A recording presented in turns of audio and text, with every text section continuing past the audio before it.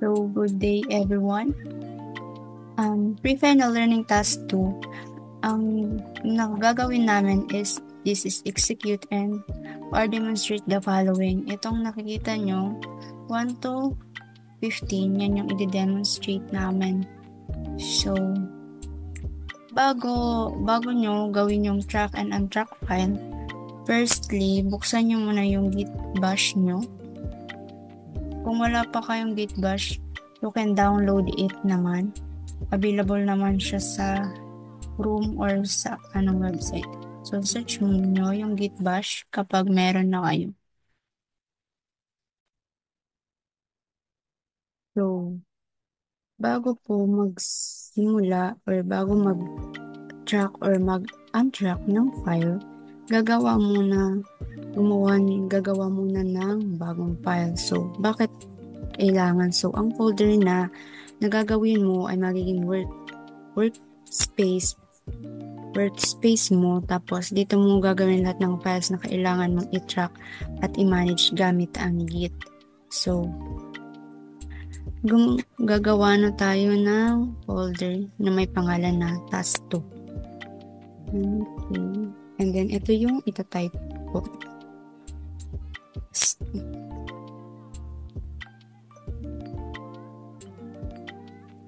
Ito po, MKDRI task 2. Ito po yung paggawa ng bagong folder na task 2. Then, CD task 2.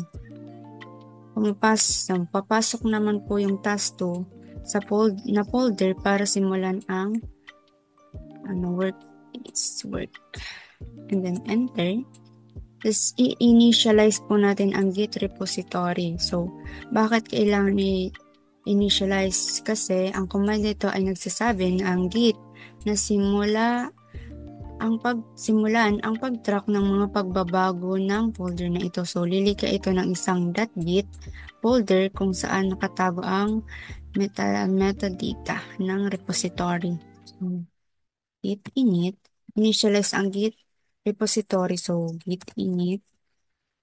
Then, yung output niya is initialized empty git repository in yung path kung saan siya document. So, .git folder, ang folder nito ay naglalaman ng lahat ng tracking information ng Git. So, i-configure ang Git natin. So, bakit kailangan i-configure? So, para matrack kung sino ang gumagawa ng mga pagbabago sa repository. So, ang pangalan at email, ito ay lalabas sa bawat commit. So, kailangan netong i-set up ang pangalan at ng email mo. So, git config. So, global user that name. And then, your name. So, meaning ilalagay mo yung name mo. User.name. Enter. And then, yung user email naman.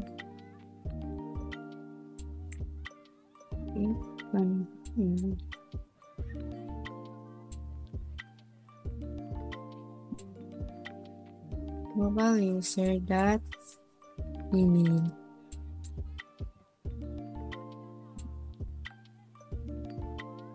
Yung email mo yung ilalagay mo dito.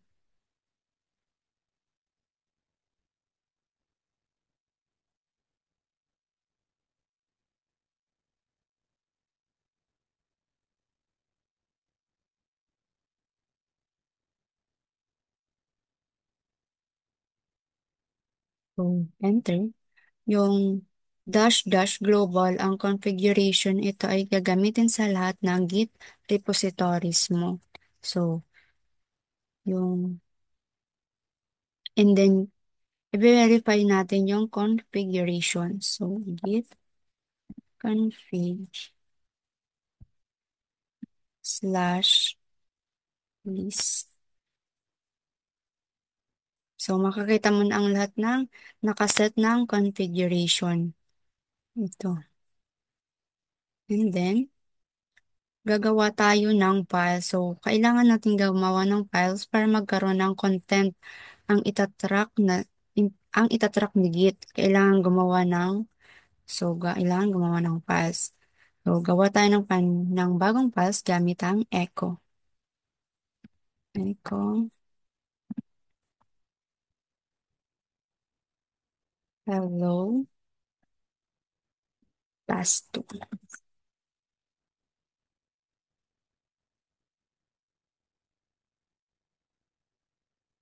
example text.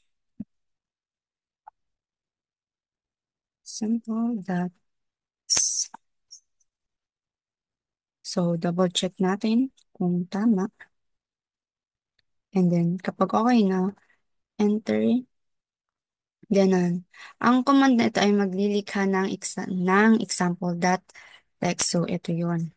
So, tapos, ng text, ilalagay dito sa example.txt is yung hello task 2. So, i-check natin yung status ng repository. So, git status lang. Then, click. Okay. So, makakita dito yung untrack file, example.txt. So, untrack file, so ibig sabihin hindi pa minomonitor ni Git yung file na to. So, kasi hindi pa siya track. So, proceed na tayo sa 1. So, which is the track and untrack file. So, track, add a file. So, kailangan natin pag-track ng file ay unang hakbang ay para makita natin yung mga process or yung pagbabago dito. So, itatrack ang file gamit ang git add. So,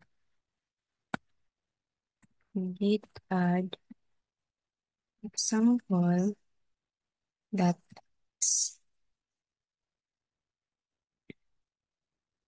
so, inilagay dito ang file na staging area na ibig sabihin handa na itong i-commit. So, ready na siyang i-commit. So, tingnan natin, i-check natin yung status. Git status.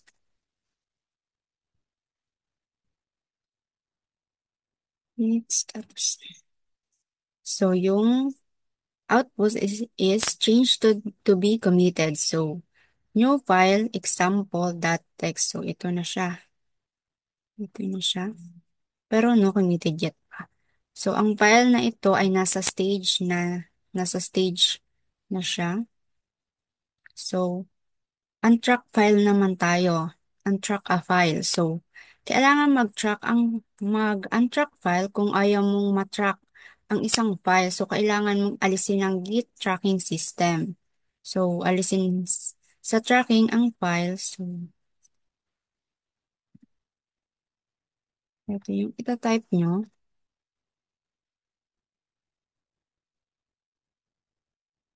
Sample. So, itong hinhighlight ko ay nag-aalis ng file. Ito yung ano niya, para maalis yung file sa staging area. Pero hindi niya buburahin ito actually. So enter natin. Okay. And then checks the status. Git status. So ito na, untrack file. Ito na yung nakalagay. Example.txt. So bumalik ang file sa untrack state niya. So, sa pangatlo naman, ignore file with .gitignore. So, gitignore file ay ginagamit para sabihin kay Git na huwag pansinan ng isang files o folder. So, try natin gumawa ng .gitignore file. So, echo ignore that make sure tama yung natatype mo para maiwasan yung error. Git ignore.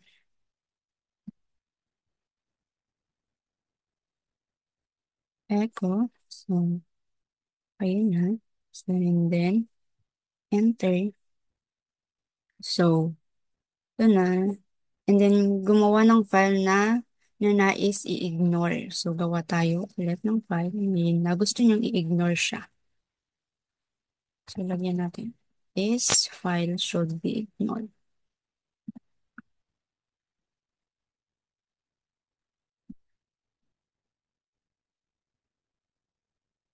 Should be ignored.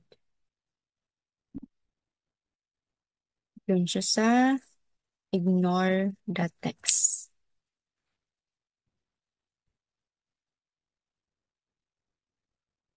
Then, click. Okay. I-check natin ang status. Git status lang. Status. So, ang output, hindi makita ang ignore.txt sa untrack file. So, ito na siya.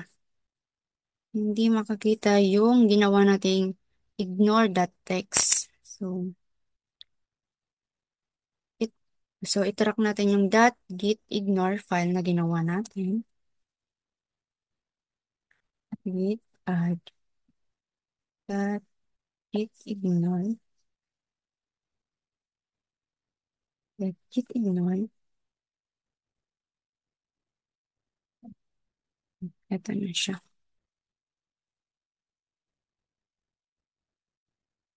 So, git commit pa pala.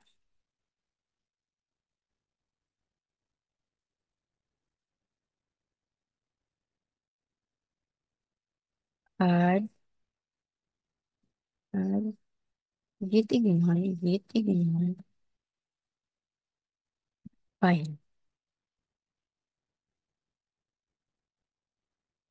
Check natin kung tama yung 9.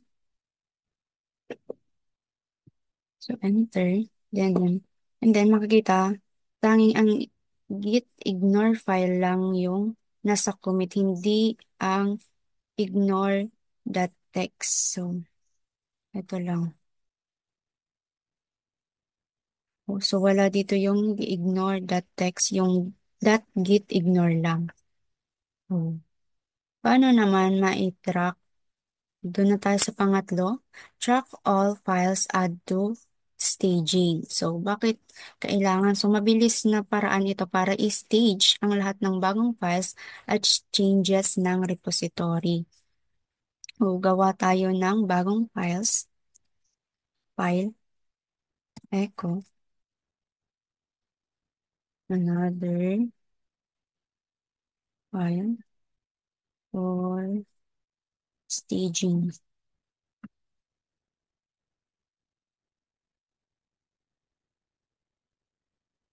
Another text. Ilalagay dito sa another text yung text file.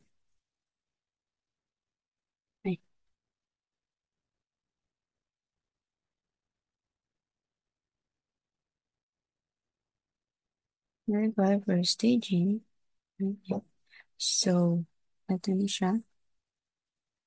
Tapos, and then next, i-track ang lahat ng files. So, paano ba i-track yung lahat ng files? Git add lang. Git add dot enter. Ang git add dot ay ang nag-a-add siya ng lahat ng bagong files sa staging area. So, i-check natin yung status. It's status. So, makikita lahat ng files sa stage. Stage. Ito.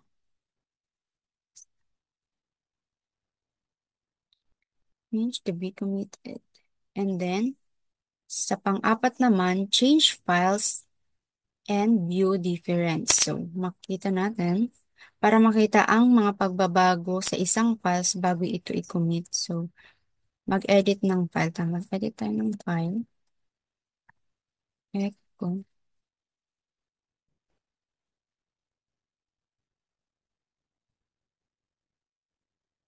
Adding a new line. Then, ilagay natin adding a new line to the file.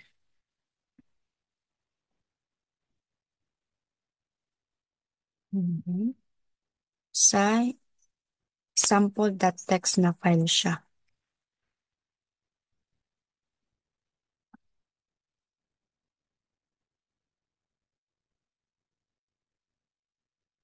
Adding a new line to the file.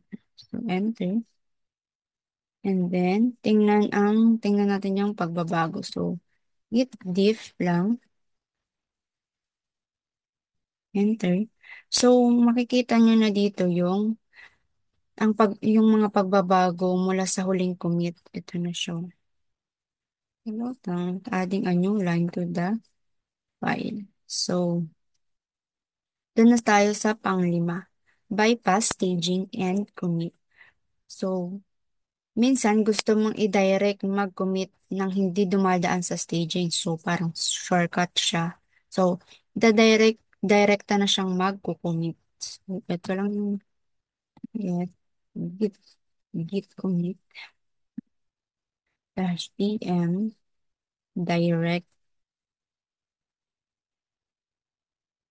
commit commit without staging.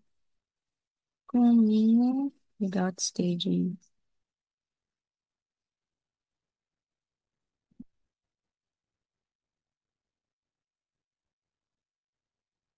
So, yung yung may ganito na slash A, parang negative A. Ito yung la-